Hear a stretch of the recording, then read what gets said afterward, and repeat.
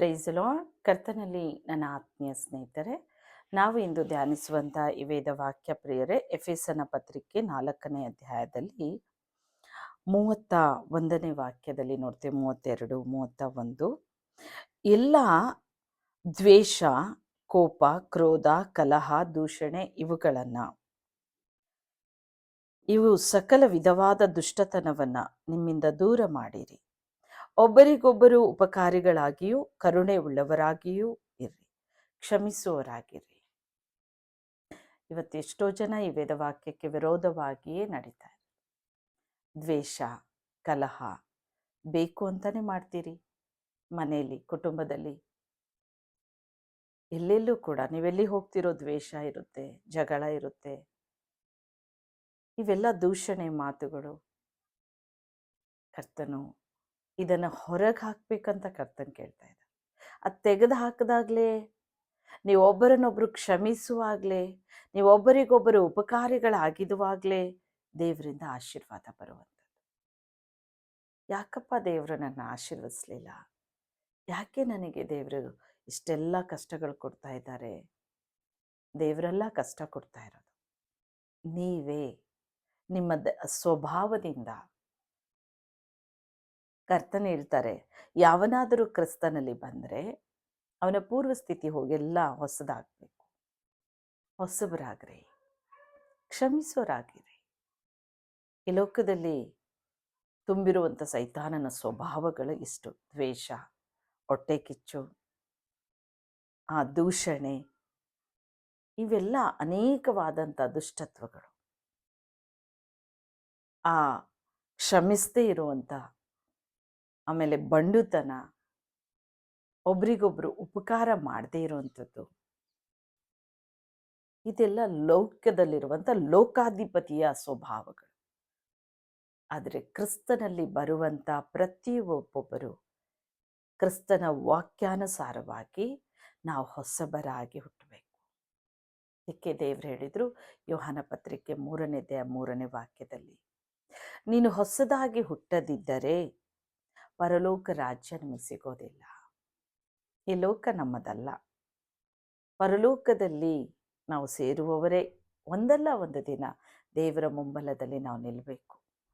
ನ್ಯಾಯಾಧಿಪತಿಯಾಗಿರುವ ಕರ್ತನು ನಮ್ಮ ನಡತೆಗೆ ತಕ್ಕ ಪ್ರತಿಫಲ ಕೊಡ್ತಾರೆ. ಆದ್ದರಿಂದ ಎಚ್ಚರವಾಗಿದ್ದು ಕ್ರಿಸ್ತನಲ್ಲಿ ಬರುವ ಪ್ರತಿಯೊಬ್ಬರು ನೂತನ ಸೃಷ್ಟಿ, ಹೊಸಬರಾಗ್ರಿ. ಹೊಸದಾಗಿ ಹುಟ್ಟದಿದ್ದರೆ ಪರಲೋಕ ರಾಜ್ಯ ನಮಗೆ ಸಿಗೋದಿಲ್ಲ. ಪ್ರಿಯರೇ, ಇಷ್ಟೆಲ್ಲ ಕಷ್ಟಪಡ್ತಾ ಇರ್ತೀರಿ, ಪ್ರಾರ್ಥನೆ ಮಾಡ್ತೀರಿ, ದೇವರ ನಂಬಬೇಕಂತ ನಂಬಿ ಆರಾಧನೆ ಮಾಡ್ತೇವೆ, ದೇವರ ಆಲಯಕ್ಕೆ ಬರ್ತೇವೆ, ಪ್ರತಿ ಭಾನುವಾರ ತಪ್ಪದೇ ಬರ್ತೇವೆ. ಆದರೆ ಸ್ವಭಾವಗಳು ಬದಲಾಗದೆ ಹೋದರೆ, ನೀನು ಹೊಸದಾಗಿ ಹುಟ್ಟದಿದ್ದರೆ ಪರಲೋಕ ರಾಜ್ಯ ಕಾಣುವುದಕ್ಕಾಗೋದೇ ಇಲ್ಲ. ಹೊಸಬರಾಗ್ರಿ. ಇಸ್ಗರಿ ಯೂದ ಹಣದ ಆಸೆ ಉಳ್ಳವನಾದ. ಹಣದ ಆಸೆಯ ನಿಮಿತ್ತ ದೇವರನ್ನೇ ಹಿಡಿದುಕೊಟ್ಟ.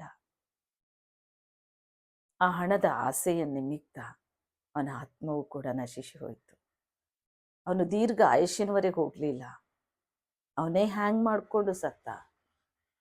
ಅದೆಷ್ಟು ಒಂದು ಘೋರವಾದ ಮರಣ. ಇವತ್ತು ಯಾಕೆ ಹೀಗೆಲ್ಲ ಸಂಭವಿಸ್ತಾ ಇದೆ ನೀವಂತ ಇರ್ಬೋದು. ಈ ಘೋರ ಮರಣಗಳು, ಕೊಲೆ ಪಾತಗಳು, ಇವೆಲ್ಲ ನಾವು ಕೇಳುವಾಗ ಯಾಕಪ್ಪ? ದೇವರ ವಿರೋಧವಾದ ಕ್ರಿಯೆಗಳು, ದೇವರಿಗೆ ಇಷ್ಟವಿಲ್ಲದ ಕಾರ್ಯಗಳು ನಡೆಯುವಾಗ ಕರ್ತನವರನ್ನು ಕೈ ಬಿಡ್ತಾ ಇದ್ದಾರೆ.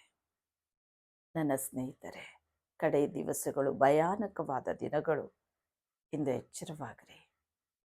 ನಾನು ಹೊಸದಾಗಿ ಹುಟ್ಟಬೇಕು. ನೀನು ಹೊಸದಾಗಿ ಹುಟ್ಟದಿದ್ದರೆ ಆ ಪರಲೋಕ ರಾಜ್ಯ ನಮಗೆ ಸಿಗುವುದಿಲ್ಲ. ಈ ಲೋಕದಲ್ಲೂ ನಾವು ದೇವರ ವಾಕ್ಯಾನುಸಾರ ನಡೀಲಿಲ್ಲ ಅಂದರೆ ನಾವು ಪರಲೋಕಕ್ಕೆ ಹೋಗೋದಷ್ಟೇ ಅಲ್ಲ, ಇಲ್ಲೂ ಕೂಡ ಸಂತೋಷ ಸಮಾಧಾನವಾಗಿ ಇರೋಕ್ಕೆ ಸಾಧ್ಯನೇ ಇಲ್ಲ. ಕ್ರಿಸ್ತನಲ್ಲಿ ಬರುವ ಪ್ರತಿಯೊಬ್ಬರೂ ನೂತನ ಸೃಷ್ಟಿಯಾಗಣ. ನೂತನ ಸೃಷ್ಟಿ, ಹೊಸಬರಾಗ್ರಿ. ಹೊಟ್ಟೆ ಕಿಚ್ಚು ಬಿಡ್ರಿ, ದ್ವೇಷ ಬಿಡ್ರಿ, ಒಬ್ಬರಿಗೊಬ್ಬರು ಉಪಕಾರಿ. ಯಾರೇ ಒಂದು ಉಪಕಾರ ಕೇಳಿದಾಗ ಒಬ್ಬರಿಗೊಬ್ಬರು ಉಪಕಾರ ಮಾಡಿರಿ. ಅಷ್ಟು ಮಾತ್ರ ಅಲ್ಲ, ಕ್ಷಮಿಸುವರಾಗ್ರಿ. ಕ್ರಿಸ್ತನ ಶಿಲುಬೆ ಮೇಲೆ ತೋರಿದಂಥ ಅಮೂಲ್ಯವಾದ ದೈವಿಕ ಸ್ವಭಾವ, ಅವ್ರೇನು ಮಾಡ್ತಿದ್ದಾರೆ ಅವರಿಗರು, ಕ್ಷಮಿಸಪ್ಪ, ಆತ ಕ್ಷಮಿಸಿಲ್ಲ ಅಂದರೆ ನಾವಿನ್ನೂ ಪಾಪಿಗಳಾಗೆ ಉಳಿಬೇಕಿತ್ತು. ನಮಗೆ ಕ್ರಿಸ್ತನ ಮಾರ್ಗ ಆಗಿರಲಿಲ್ಲ, ನಾವು ಆ ಮಾರ್ಗದಲ್ಲಿ ಹೋಗೋಕ್ಕಾಗ್ತಿರ್ಲಿಲ್ಲ. ಇವತ್ತು ಯೇಸು ಸ್ವಾಮಿ ಸತ್ಯ ಜೀವ ಮಾರ್ಗವಾಗಿದ್ದಾರಂದರೆ ಆತ ನಮಗೆ ಕ್ಷಮಿಸಿ ಆತನೇ ಮಾರ್ಗವಾಗಿ ಪರಲೋಕಕ್ಕೆ ಕೊಂಡೊಯ್ತಾ ಇದ್ದಾರೆ. ಇಂದು ನೀವು ಶುದ್ಧರಾಗ್ರಿ. ದ್ವೇಷ ಎಲ್ಲ ವೈಮನಸ್ಸುಗಳು ತೆಗೆದಾಕ್ರಿ. ಒಬ್ಬರನ್ನೊಬ್ಬರು ಕ್ಷಮಿಸಿ ಪ್ರೀತಿಸ್ರಿ. ಒಬ್ಬರಿಗೊಬ್ಬರು ಉಪಕಾರಿಗಳಾಗಿರಿ. ಹೊಸದಾಗಿ ಹುಟ್ಟ್ರಿ. ನಾವಷ್ಟೇ ಅಲ್ಲ, ನಾವು ನಮ್ಮ ಕುಟುಂಬ ಶುದ್ಧವಾಗಿ ಸಿದ್ಧವಾಗಬೇಕು.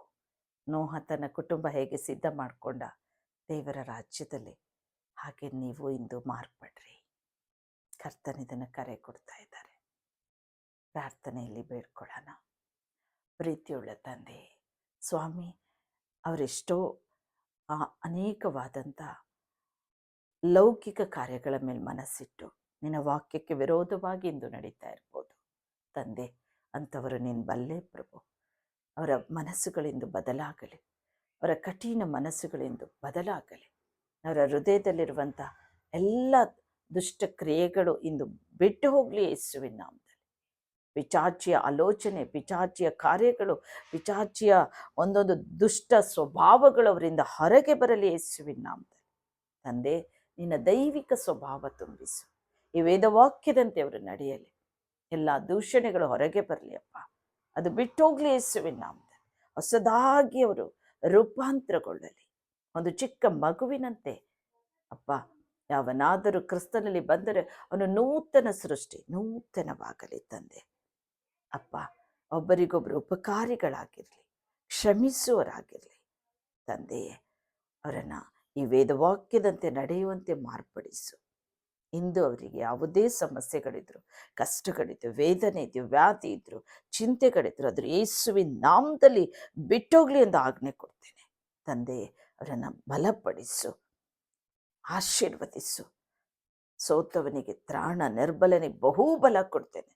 ನಿನ್ನ ಬಲದಿಂದ ತುಂಬಿಸು ಅಪ್ಪ. ನಿನ್ನ ಆಶೀರ್ವದಿಸು. ಅವ್ರು ಏನೇನು ಬೇಡುತ್ತಿದ್ದಾರೋ ಅದು ಹೊಂದಿಕೊಳ್ಳಲಿ ಸ್ವಾಮಿ. ಈಗಲೇ ಅನುಗ್ರಹಿಸು ಪ್ರಭು.